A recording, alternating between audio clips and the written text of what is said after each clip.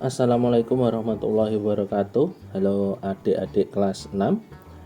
Kita ketemu lagi di Iyo Irwan Channel dalam rangka persiapan ujian sekolah tahun 2020-2021. Kita akan lanjutkan untuk muatan pelajaran ilmu pengetahuan alam untuk nomor 16 sampai 31. Sebelumnya adik-adik bisa untuk like, komen, dan subscribe video ini untuk mendukung channel ini semakin berkembang. Kita lanjutkan. Untuk indikator nomor 16, peserta didik dapat menjelaskan proses yang terjadi pada salah satu tahap daur air. Nah, di sini ada gambar daur air. Ada di sini mulai dari evaporasi, ada transpirasi, ada presipitasi, ada kondensasi, ada runoff, ada surface outflow, ada soil water, ada infiltration. Nah, apa itu? Kita akan pelajari satu persatu. Evaporasi adalah penguapan air yang berasal dari air sungai, air danau, air waduk, maupun air laut. Kemudian transpirasi merupakan penguapan air lewat pernafasan makhluk hidup, bisa dari tanaman, hewan, atau manusia. Kemudian kondensasi merupakan proses pendinginan. Kemudian presipitasi di sini proses turunnya hujan atau jatuhnya air hujan. Kemudian infiltrasi di sini adalah proses air meresap ke dalam tanah. Kemudian runoff adalah pergerakan air di atas tanah. Nah, kira-kira untuk nomor 16 ini, contoh soalnya disajikan gambar seperti ini. Kemudian proses daur air yang terjadi pada huruf A dan C berturut-turut adalah, nah ini A, di sini A ini adalah menguap. Menguapnya dari laut. Jadi ini adalah A itu evaporasi. Kemudian C ini adalah air hujannya turun, sehingga A adalah proses penguapan. Nah, ini B, C, D.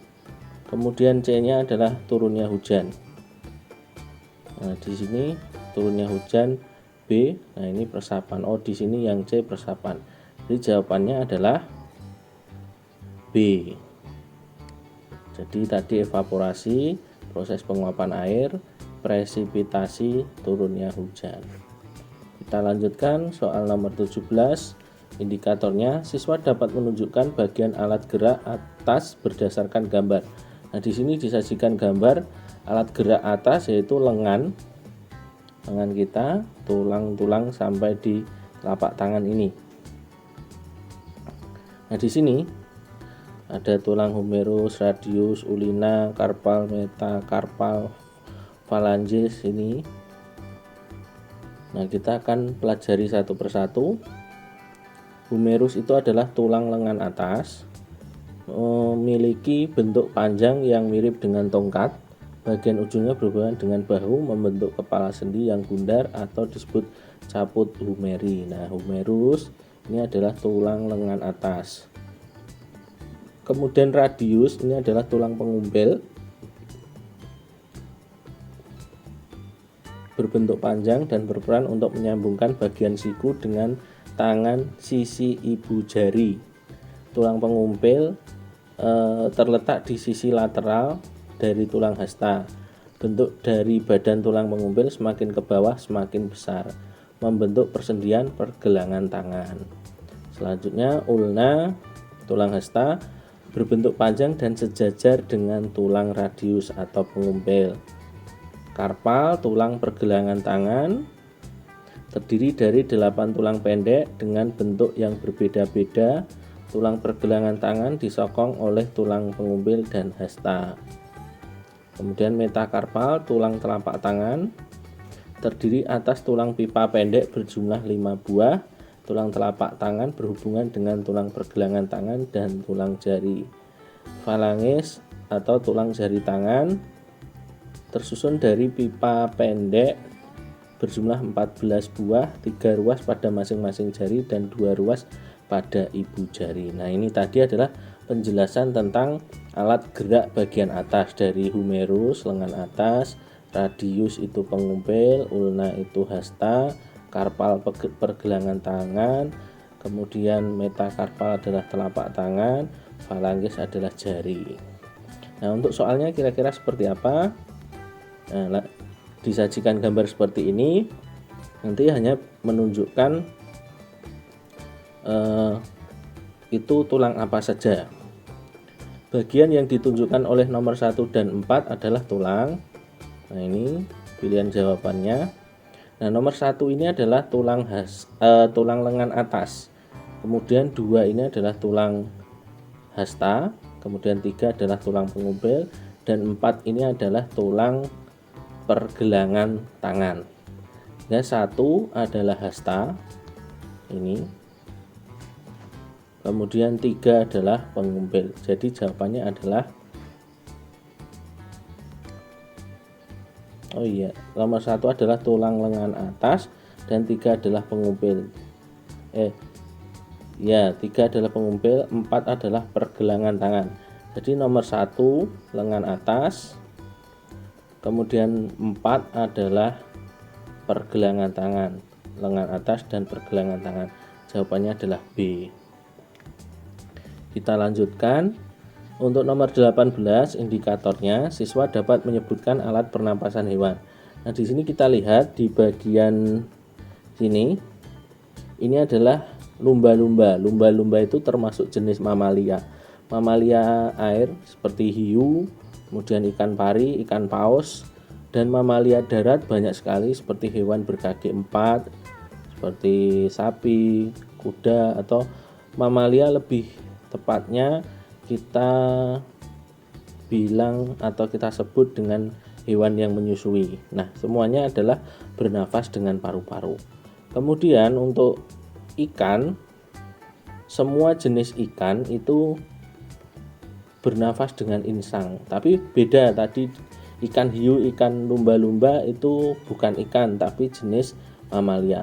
Kemudian untuk belalang, ini adalah contoh dari serangga bernafas dengan trakea. Nah, seperti nyamuk, kemudian kecoa, jangkrik, kemudian kupu-kupu itu bernafas dengan trakea.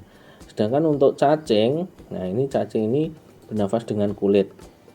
Karena dia tidak memiliki organ pernafasan seperti paru-paru, trakea atau insang. Nah, di sini dia bernafas secara difus melalui kulitnya yang lembab. Kemudian burung ini sebenarnya merupakan hewan yang bernafas dengan paru-paru. Namun di saat dia terbang, dia dapat menyimpan udara di pundi-pundi udara. Nah, kira-kira nanti contoh soalnya seperti apa?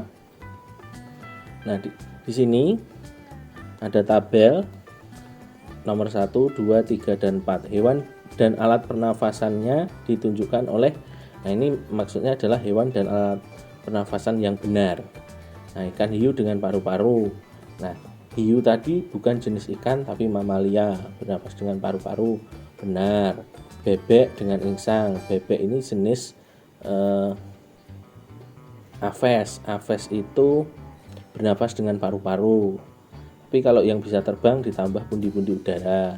Kemudian kadal ini jenis reptil. Reptil itu bernafas juga dengan paru-paru. Sebagian ada yang dibantu dengan kulitnya karena merupakan hewan berdarah dingin. Kemudian belalang tadi adalah jenis serangga. Serangga tadi bernafas dengan trakea. Nah, yang bernafas dengan kulit itu adalah cacing.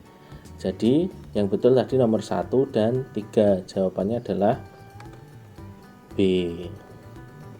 Kita lanjutkan nomor 19. Siswa dapat menentukan cara perkembangbiakan tumbuhan tertentu yang disajikan dalam tabel. Nah, di sini cara perkembangbiakan vegetatif alami. Khusus untuk generatif itu hanya menggunakan biji. Nah, untuk yang vegetatif alami ada beberapa Contoh di sini ada umbi akar, wortel, dan lobak, umbi batang, ubi jalar atau ketela, dan kentang. Umbi lapis ada bawang merah, bawang putih, bunga bakung. Kemudian ada tunas. Tunas itu contohnya tebu, pisang, asparagus. Kemudian tunas adventif akar ada cemara, sukun, sono. Kemudian tunas adventif daun contohnya cocor bebek. Kemudian geragi contohnya stroberi, semanggi, pegagan, rumput teki. Akar tinggal atau rimpang atau rizoma itu contohnya adalah jahe, lengkuas, kunyit, kencur, temulawak. Dan untuk spora contoh tumbuhannya adalah tanaman paku, suplir, lumut, jamur. Kemudian untuk yang membelah diri contohnya adalah ganggang. Nah, contoh soalnya seperti apa? Nah, di sini ada tabel pasangan yang tepat antara cara perkembangbiakan dengan nama tanaman. Nah, di sini kalau ada tabel seperti ini, maka kita lihat ABC-nya dulu. 1B, umbi lapis dengan jahe, salah. Berarti A ini jelas salah. 1C, umbi lapis dengan bawang merah, betul. 1C, betul. 1A, umbi lapis dengan stroberi, salah. Jadi jawabannya tinggal B atau C. Kemudian kita maju ke 2A, tunas stroberi, salah. Nah, ini B sudah salah. Tunas dengan asparagus, betul. 3A, geragih dengan stroberi, betul. 4B, akar tinggal jahe. Jadi jawabannya adalah 1C, 2D, 3A, 4B. Jawabannya adalah C. Kemudian untuk nomor 20, siswa dapat memberikan contoh tumbuhan yang dapat dikembangbiakan dengan cara vegetatif buatan atau alami. Nah, untuk yang alami sudah kita bahas di nomor 19 tadi.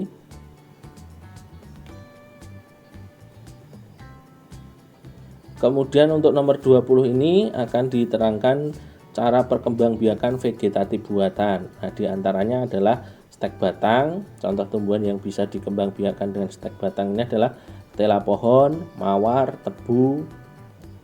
Kemudian stek daun, contohnya adalah sansevieria atau lidah mertua, lidah buaya juga bisa.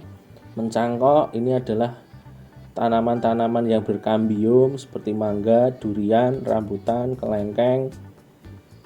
Kemudian merunduk, ini contohnya ada di beringin. Nah, contoh soalnya berikut ini adalah nama tanaman yang dapat dikembangbiakan dengan cara mencangkok. Adalah kita lihat mangga, betul, apel, betul, durian, betul, pepaya. Pepaya saat ini juga ada teknik yang disebut dengan grafting atau apa itu, atau dengan, tapi bisa dicangkok juga caranya, tapi beda dengan mangga. Rambutan betul, nangka betul. Tebu tidak bisa dicangkok, B salah. Salak tidak bisa dicangkok. Nah, bambu ini juga tidak bisa dicangkok. Jadi jawabannya adalah A. Nomor 21. Siswa dapat menentukan pasangan yang tepat antara jenis tumbuhan atau hewan dengan cara perkembangbiakannya yang disajikan dalam tabel. Nah, untuk jenis tumbuhan perkembangbiakannya sudah kita bahas di nomor 19 dan 20 tadi. Bisa diulangi kembali jika belum jelas. Kemudian untuk nomor 21 ini kita bahas tentang perkembangbiakan hewan. Nah, ada ovipar. O seperti telur kan, jadi bertelur. Burung, ayam, ikan, katak, serangga, dan lain-lain. Vivipar, beranak, seperti sapi, kuda, kucing, kelinci, orang utan. Kemudian ovo. Nah, ovo vivipar, jadi digabung. Ovipar dan vivipar gabung jadi ovovivipar, bertelur dan beranak. Contohnya hiu, ikan pari, sebagian ular. Nah, kemudian fragmentasi, contohnya cacing pipih. Kemudian membelah diri, contohnya protozoa seperti amoeba, Euglena viridis, dan paramecium. Kemudian bertunas, contohnya adalah hydra. Nah, contoh soalnya di sini ada tabel 1 sampai 6 di sini. Pasangan yang tepat antara cara perkembangbiakan dan nama hewan ditunjukkan oleh nomor. Nah, ketika ada tabel seperti ini langsung ke opsinya. 1. Ovipar ular buah. Nah, ular buah ini dia bertelur tapi di dalam telurnya ada anaknya. Jadi ovovivipar. 1 salah. 2. Vivipar kadal. Nah, kadal itu tidak beranak tapi bertelur dan beranak, ovovivipar. Kemudian 3. Ovovivipar ikan pari, ini betul. 3 betul. 5. Membelah diri amoeba, betul. Bertunas hydra, betul. 4. Fragmentasi tadi adalah cacing pipih. Di sini cacing tanah. Cacing tanah itu bertelur. Nah, kemudian yang fragmentasi adalah cacing pipih. 4 salah. Jawabannya adalah C. Kita lanjutkan nomor 22. Siswa dapat menentukan ciri pubertas pada laki-laki dan perempuan yang disajikan dalam tabel. Nah, di sini ada ciri pubertas laki-laki. Mimpi basah, ini ciri primernya. Dada membidang, tumbuh jakun, suara membesar, tumbuh kumis, tumbuh rambut di bagian tertentu yang tertutup seperti ketiak dan tempat yang lain. Ciri pubertas perempuan yang pertama adalah menstruasi atau haid, ini ciri primernya. Kemudian dadanya membesar, pinggulnya melebar, suaranya meninggi, kulit menjadi halus, dan juga tumbuh rambut di bagian tertentu yang tertutup seperti ketiak dan bagian lainnya. Untuk contoh soalnya,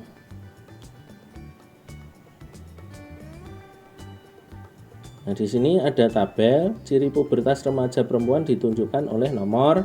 Nah, mimpi basah ini laki-laki, ada satunya. Salah. 2, suara membesar, ini laki-laki, 2 salah. 3, tumbuh kumis, ini laki-laki. Nah, kalah. Haid perempuan, pinggul melebar perempuan, suara meninggi perempuan. Jawabannya adalah D. Selanjutnya nomor 23. Nah, di sini siswa dapat memberikan contoh ciri pubertas pada laki-laki dan perempuan. Nah, kalian harus tahu apa itu masa pubertas. Merupakan masa peralihan dari masa anak-anak menuju masa dewasa. Nah, ciri-cirinya antara laki-laki dan perempuan ada yang sama dan juga ada yang berbeda. Nah, contoh soalnya berikut ini yang merupakan ciri pubertas yang hanya dialami remaja putri adalah: A. Tumbuh rambut di bagian ketiak, putri mengalami. B. Dada menjadi bidang, ini laki-laki. Mengalami menstruasi, ini putri. Suara menjadi berat, ini laki-laki. B dan D salah, A dan C betul. Tapi kita lihat A, tumbuh rambut di bagian ketiak juga dialami oleh remaja putra, dan yang di sini hanya dialami remaja putri. Jadi jawabannya yang hanya dialami remaja putri adalah menstruasi. Jawabannya adalah C. Kemudian kita lanjutkan nomor 24. Indikator nomor 24, siswa dapat menjelaskan pentingnya menjaga kesehatan alat reproduksi. Alasan pentingnya menjaga kesehatan alat reproduksi yaitu agar bisa terbebas dari penyakit atau kecacatan yang berhubungan dengan sistem reproduksi. Jadi perlu kalian tahu bahwa kalian perlu menjaga kesehatan alat reproduksi tersebut. Caranya adalah dengan mandi secara teratur dan selalu membasuh ketika kamu mungkin ke belakang ke kamar mandi, itu harus dibasuh dengan air. Untuk contoh soalnya, Berikut ini merupakan alasan menjaga kesehatan alat reproduksi yang tepat adalah A. Agar tubuh semakin kuat, ini bukan. B. Agar bisa terbebas dari penyakit, iya, yang berhubungan dengan sistem reproduksi. C. Agar bisa terbebas dari penyakit dan terlihat lebih dewasa, ini salah. Terlihat lebih dewasa ini tidak ada kaitannya. Agar badan menjadi sehat, betul, dan menjadikan badan lebih kuat. Nah, ini badan lebih kuat ini salah. Jadi jawabannya adalah B. Selanjutnya untuk indikator soal nomor 25, siswa dapat mengidentifikasi hubungan antar makhluk hidup dengan lingkungannya berdasarkan ilustrasi. Nah, di sini yang pertama adalah simbiosis mutualisme, merupakan hubungan antara dua makhluk hidup yang berbeda jenis, di mana kedua organisme atau hewan tersebut atau makhluk hidup tersebut dua-duanya mengalami keuntungan. Dua-duanya mengalami keuntungan. Jadi hubungannya bermutu. Nah, mutualisme, dua-duanya untung. Nah, contohnya kupu-kupu dan lebah dengan bunga. Jadi kupu-kupu dengan bunga, lebah dengan bunga, kumbang dengan bunga, nah, burung dengan bunga, itu adalah simbiosis mutualisme. Kemudian 2, bakteri Rhizobium leguminosarum dan tanaman polong-polongan. Ini bakteri yang ada di bindil-bindil akar tanaman polong-polongan, di akar tanaman kacang-kacangan. Kemudian 3, manusia dengan bakteri Escherichia coli yang berada di usus besar manusia yang membantu proses pembusukan feses atau sisa-sisa makanan. Yang keempat, lalat dengan bunga Rafflesia. Jadi lalat ini membantu penyerbukan dari bunga Rafflesia. Kelima, burung bangau dengan kudanil. Burung bangau ini akan mengambil kutu dari kudanil ini. Kerbau dengan burung jalak. Nah, burung jalak ini akan mengambil kutu dari kerbau. Kemudian buaya dengan burung plover dan zebra dengan burung oxpecker. Untuk simbiosis selanjutnya adalah simbiosis parasitisme. Contohnya benalu dengan inangnya, ya benalu yang menempel di pohon mangga, pohon jati, pohon rambutan, pohon durian itu disebut inang. 2, nyamuk dan manusia. 3, sapi dengan cacing hati. 4, lalat dengan buah. 5, tikus dengan manusia. 6, kutu dengan manusia. 7, tali putri dengan inangnya. 8, Rafflesia dengan inangnya. Itu adalah contoh simbiosis parasitisme, hubungan antara dua makhluk hidup yang berbeda jenis, di mana salah satu individu atau organisme atau hewan atau tumbuhan itu mendapatkan keuntungan, sedangkan pihak yang satunya dirugikan. Itu adalah simbiosis parasit. Nah, arti kata parasit itu adalah merugikan. Kemudian untuk yang ketiga ada simbiosis komensalisme, merupakan hubungan antara dua makhluk yang berbeda jenis, di mana salah satu merasa untung dan yang satunya tidak dirugikan. Yang satunya tidak dirugikan dan juga tidak diuntungkan. Jadi tidak masalah, tidak ada pengaruhnya. Contohnya adalah anggrek dengan pohon mangga. Nah, anggreknya menempel di pohon mangga, anggreknya dapat tempat hidup dan makanan, sedangkan pohon mangganya tidak terganggu, tidak dirugikan, tidak juga diuntungkan. Kemudian 2, remora dengan ikan hiu. Remora di sini mendapat sisa-sisa makanan dari ikan hiu yang menempel di tubuhnya, sehingga ikan hiu juga tidak diuntungkan. Kemudian rayap dengan protozoa flagelat, berflagela. Kemudian yang keempat, udang dengan timun laut. Kelima, katak dan pepohonan. Nah, contoh soalnya ini ada gambar. Hubungan yang terjadi antara kedua organisme tersebut adalah, nah gambarnya adalah bunga dengan kupu-kupu. Simbiosis apa? A. Simbiosis mutualisme karena kupu-kupu mendapatkan madu, betul. Sedangkan bunga mendapatkan kotoran kupu-kupu, salah. Bunga tidak mendapatkan kotoran kupu-kupu. B. Simbiosis mutualisme karena kupu-kupu mendapatkan madu, betul. Sedangkan bunga terbantu penyerbukannya, betul. Nah, jawabannya ini. Jawabannya adalah B. Selanjutnya, untuk nomor 26, siswa dapat memberi contoh salah satu bentuk adaptasi makhluk hidup. Nah, adaptasi makhluk hidup itu dibagi menjadi 3, adaptasi morfologi, fisiologi, dan tingkah laku. Penjelasan dari adaptasi morfologi adalah penyesuaian diri makhluk hidup melalui perubahan bentuk organ tubuh yang berlangsung sangat lama untuk kelangsungan hidupnya. Contohnya adalah kaki bebek dan katak yang berselaput, berbagai bentuk paruh burung, berbagai bentuk kaki burung. Nah, itu adalah contoh-contoh dari adaptasi morfologi. Nah, ciri dari adaptasi morfologi ini kita dapat melihatnya secara kasat mata. Jadi hewan yang kita lihat itu bentuknya kan berbeda-beda.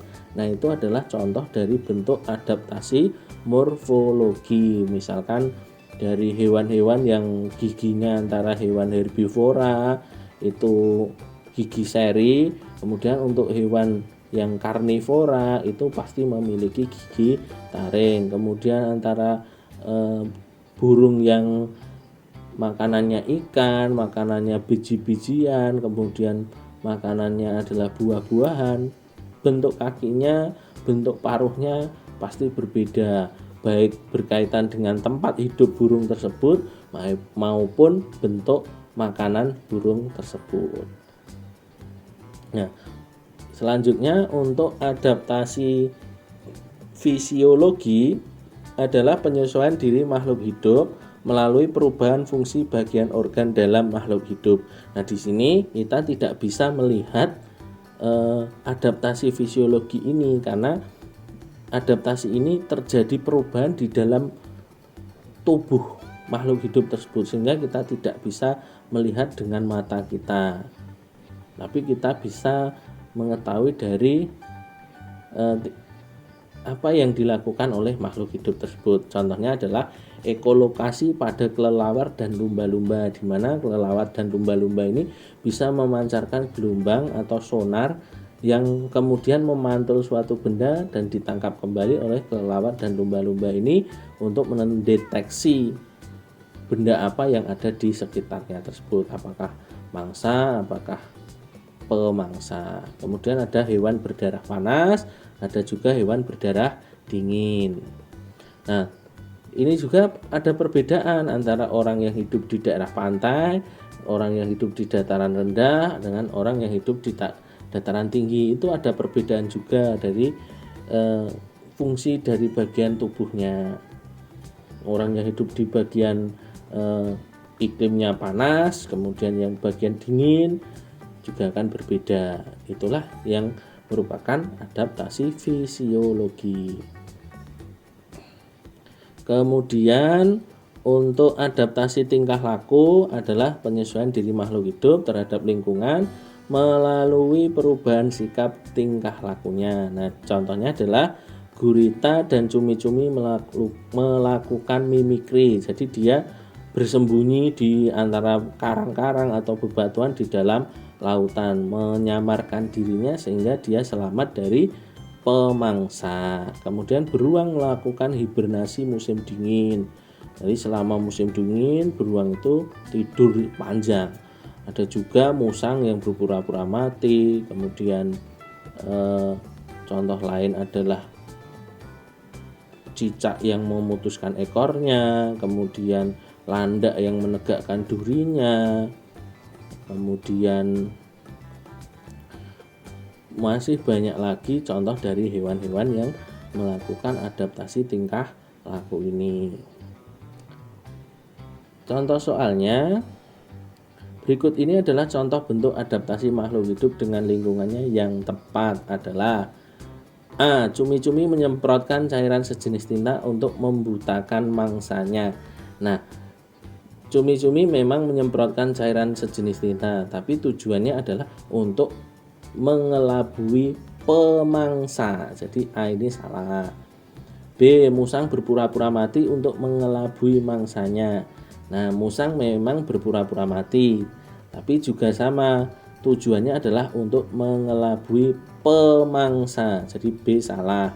C. Cicak memutuskan ekornya untuk meloloskan diri dari pemangsanya.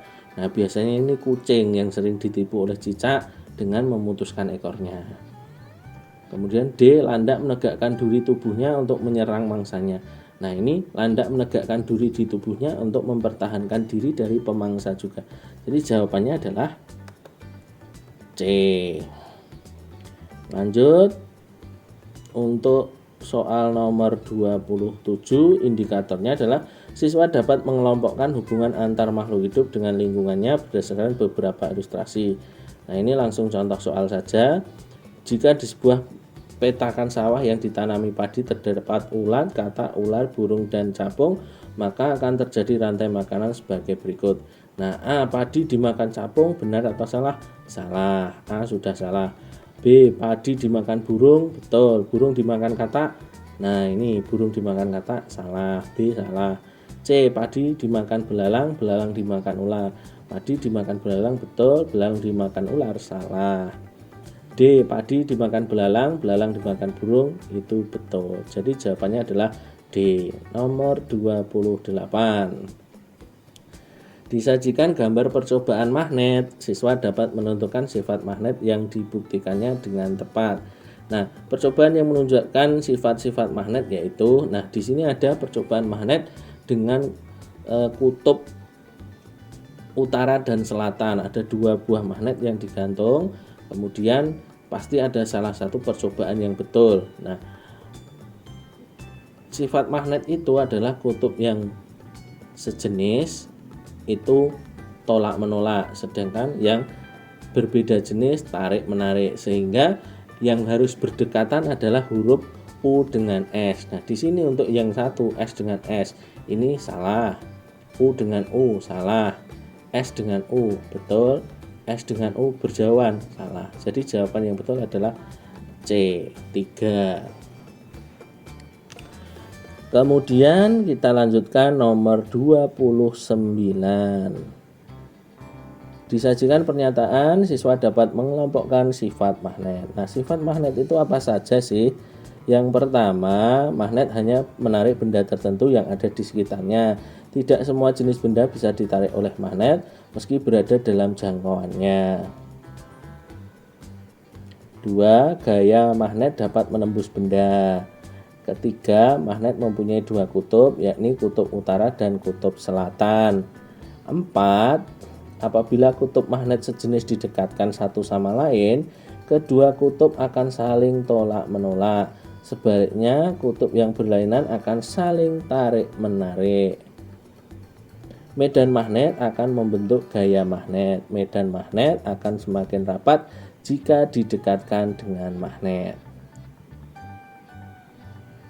Sifat kemagnetan dapat melemah atau hilang karena hal tertentu seperti sering jatuh, terbakar, atau lainnya. Nah, untuk contoh soalnya,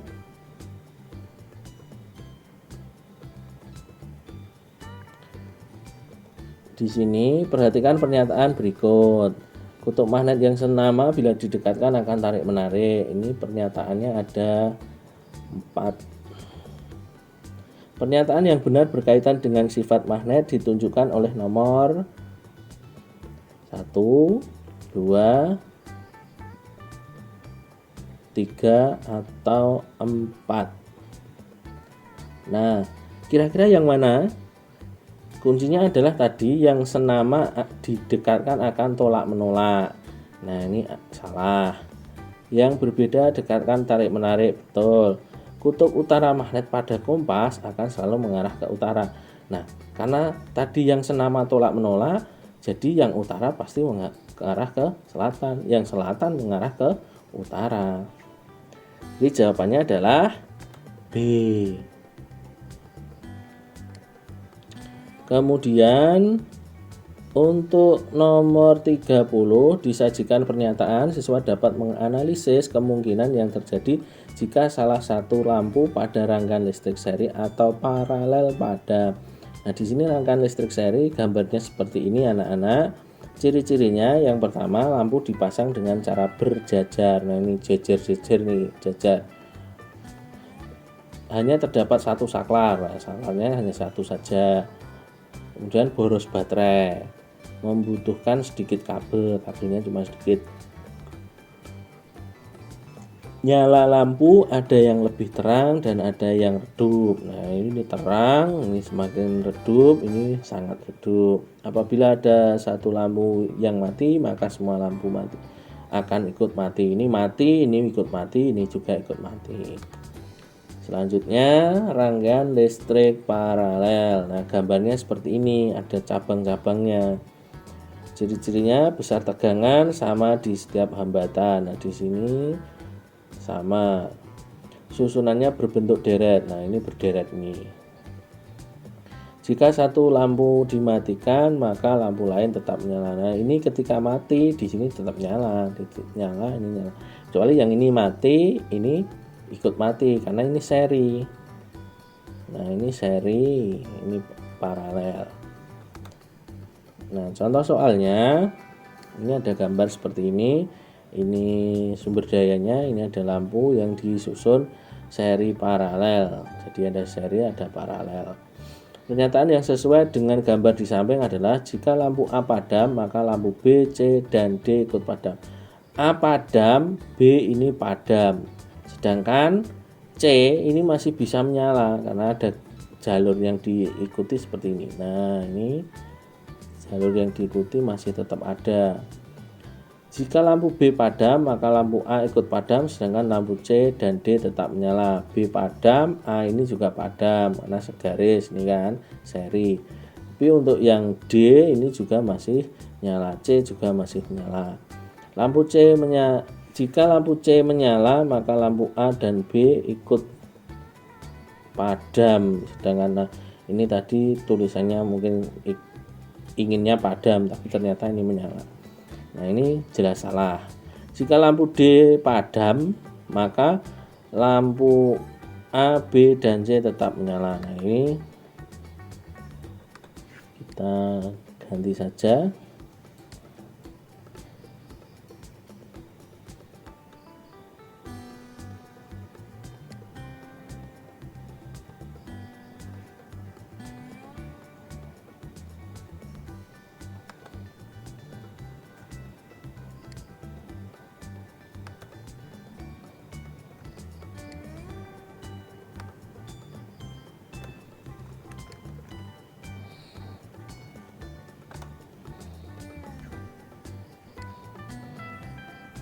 Nah, ini tadi jawabannya adalah jika B padam, A ikut padam, C dan D tetap menyala. Jawabannya adalah B. Kemudian nomor 31 disajikan tabel, siswa dapat mengelompokkan yang termasuk kelemahan rangkaian seri. Nah, di sini kelemahan rangkaian listrik seri. Pertama, rangkaian seri jika salah satu alat listrik dilepas atau rusak, maka arus listrik akan terputus. 2. Rangkaian seri memerlukan daya listrik lebih banyak sehingga boros listrik, akibatnya baterai cepat habis.